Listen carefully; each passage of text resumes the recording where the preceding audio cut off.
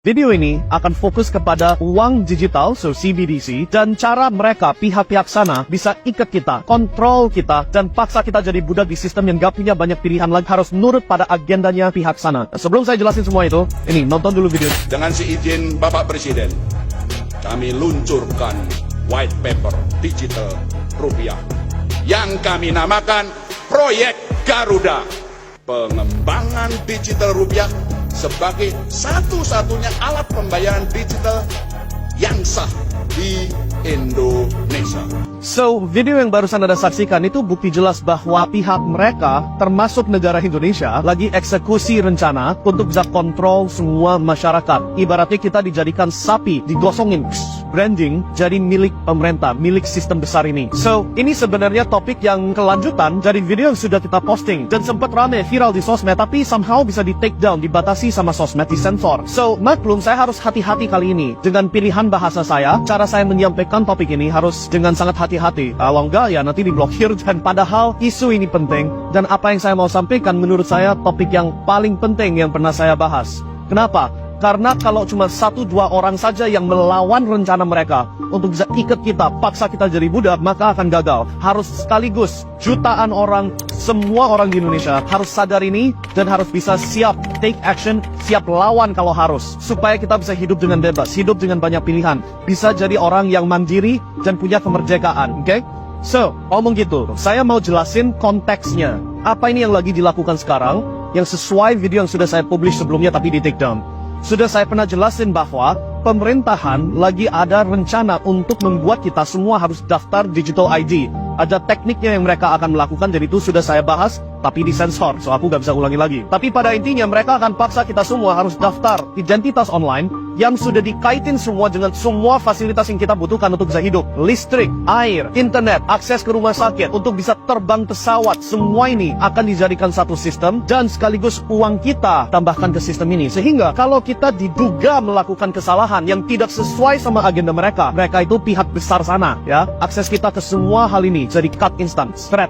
Gak ada pilihan lain lagi. Sudah gak ada sumber untuk kita bisa melawan sistem ini. Sudah gak ada, ibaratnya gak ada senjata untuk bisa stand up dan melawan. Harus nurut. Yes bos, yes pemerintah, yes pak. Oke? Kenapa kok di konstitusinya Amerika ada pasal yang bilang masyarakat ada hak untuk nyimpen senjata? Ya karena kalau militia itu bahasa Inggris, kalau pemerintah dan militer negara Amerika tidak mendukung dan tidak membela masyarakat Amerika, maka masyarakat bisa ribut pakai senjata yang mereka ada hak untuk nyimpan.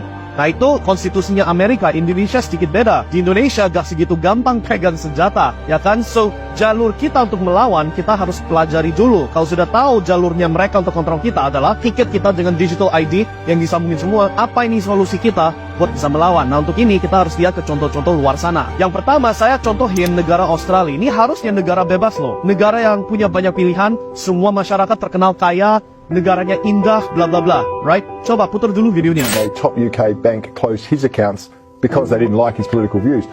But Australians are now learning it could happen here too. Written in the fine print when you open an account with a Commonwealth Bank, it says customers may not use their banking services they engage in conduct that is, in our opinion, offensive, harassing or threatening to any person or promotes or encourages physical or mental harm of any person. So, video yang barusan Anda nonton, itu bukti jelas apa yang terjadi kalau masyarakat gak ada pilihan lagi. Pihak bank, yaitu pihak institusi privat, bisa cut akses kamu ke uang Anda. Bukan uangnya bank, uang Anda, kalau Anda diduga, bukan terbukti loh, diduga melanggar aturan atau kelihatan aneh-aneh menurut mereka, right? Kejadian ini bukan khusus ke Australia juga. Di Kanada di tahun, kalau nggak salah di 2022 atau 2021, Kanada membatasi akses masyarakat ke uangnya mereka gara-gara ada yang protes. Protes gak mau dipaksa harus suntik. Nah mereka pada protes dan tanpa keputusan pengadilan, tanpa jalur hukum, tanpa keputusan DPRD, tiba-tiba uang protestor ini di-cut. Dan karena gak ada uang, mati protesnya, gak bisa dilanjutkan, right? So ini contoh buruk kalau kita gak melawan, kalau kita gak ada jalur untuk bisa stand up dan bilang no, kita gak mau kooperatif dengan sistem digital ID, digital dollar atau digital rupiah ini. So solusinya apa? Kalau kita lihat ada maybe 2 atau 3 solusi yang bisa kita bahas. Yang pertama, saya mau putar dulu video dari orang senator yang lagi mau jalan jadi presiden Amerika. Coba diputar. Well, if I am the president on day one, we will nix central bank digital currency. Done, dead, not happening in this country. In the state of Florida. So, contoh itu adalah jalur hukum, itu opsi 1. So, si calon presiden ini, dia sudah bilang, kalau saya sempat jadi presidennya Amerika, saya akan pastikan CBDC, atau digital currency Amerika ini yang didukungin sama central bank, gak akan bisa jadi sah. Dan jalur yang mereka sekarang ini pakai adalah, mereka sudah hukumkan di state of Florida, atau provinsi Florida lah ya, mereka sudah hukumkan bahwa mata uang yang sah harus dolar yang biasa, gak bisa dolar digital yang di backing sama central bank ini, oke? Ini beda dari Bitcoin dan kripto lainnya, ini kita ngomong central bank digital currency.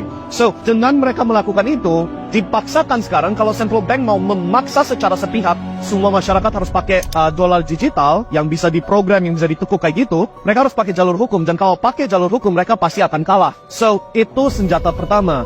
Pakai partai, pakai politik untuk hukumkan uang yang berlaku hanya satu bentuk, yaitu rupiah yang biasa, bukan rupiah yang dapat diprogram, yang digital, yang disambungin ke satu sistem semua ini. Opsi 2 apa? Ribut.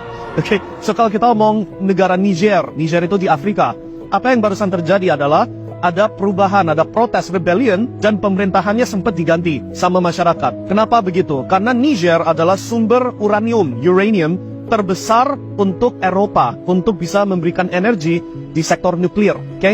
Nah, dulu negara Prancis ambil uranium dari Niger dengan harga berapa? Coba tebak, 80 sen per kilo. 80 sen per kilo. Sedangkan harga pasarnya uranium berapa? 200 euro per kilo. So, ibaratnya uraniumnya dicuri, diambil tanpa ada kompensasi. Nah, masyarakat ribut, masyarakat protes, rebellion, berhasil ambil ahli negaranya sendiri.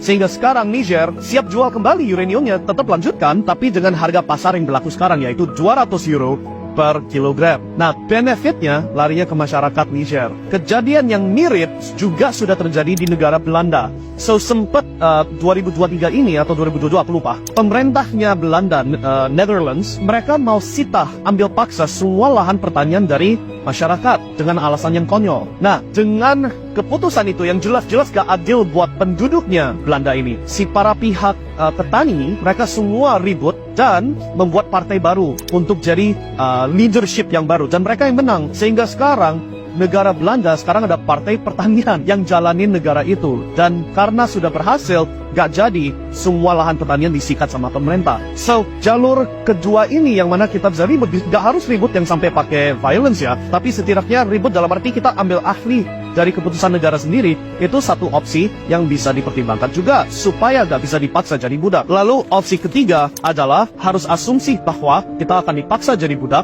semuanya gak berhasil, maka kita harus bela diri sendirinya. So, untuk itu kita harus asumsi, oke, walaupun kita berusaha, walaupun kita coba protect negara ini, protect masyarakat, tetap aja gagal. Let's say itu terjadi. So, jalur backupnya adalah kalau Anda lagi sekarang ini menghasilkan uang sisa, ada kesempatan dapat rezeki bisa menghasilkan uang berlebih-lebihan, jangan simpen dalam bentuk rupiah yang kita sudah tahu akan ganti jadi uang digital kalau gak di stop, gak dibatasi, right? So, simpen kekayaan Anda di aset-aset yang anti sita, anti bisa diambil paksa. So, yang harus dicoret properti saham kan, itu mesti bisa disita sama pemerintah, itu sudah kita bisa lihat buktinya di mana-mana. Tapi kalau kita ngomong kayak apa yang nanti sita, ya emas fisik kalau Anda pinter nyimpennya dan pinter transportasinya. Dan yang kedua, cryptocurrency, Bitcoin terutama. Kenapa? Karena dengan bawa ledger bisa bawa kemana-mana, dan ini aset satu-satunya yang you gak bisa paksa saya kasih. You bisa siksa saya, you bisa bunuh saya, tetap gak bisa curi barangnya dari saya kalau saya gak kasih kunci rahasia saya, right? So, itu kenapa kalau sebagai backup plan harus ada simpenan yang bentuknya aset yang bisa bawa keluar atau bawa kemana-mana, gak bisa disita, dan sifatnya sangat gampang ditransportasi juga. Oke, so itu 3 opsi Anda sebagai solusi pertimbangan untuk bisa melawan rencananya si pihak sana yang aku harus hati-hati ini untuk bisa kontrol kita semua. Semoga apa yang kita bahas membantu kalian setidaknya buka mata, mulai menyadari, dan saya pesan kali ini, please share video ini, please bagikan ini ke sebanyak orang sebisanya, karena sekali lagi, kalau kita mau bisa simpan kebebasan kita, ini gak bisa cuma 1-2 orang, harus sekaligus jutaan orang yang fighting, yang bilang no, saya gak mau daftar digital ID, saya gak mau kooperatif dengan sistem yang ujung-ujungnya mengunci kita, right? Sukses selalu guys, semoga hal yang terbaik yang terjadi diberikan jalur yang paling benar, dan sampai ketemu lagi di video selanjutnya, and see you guys next time.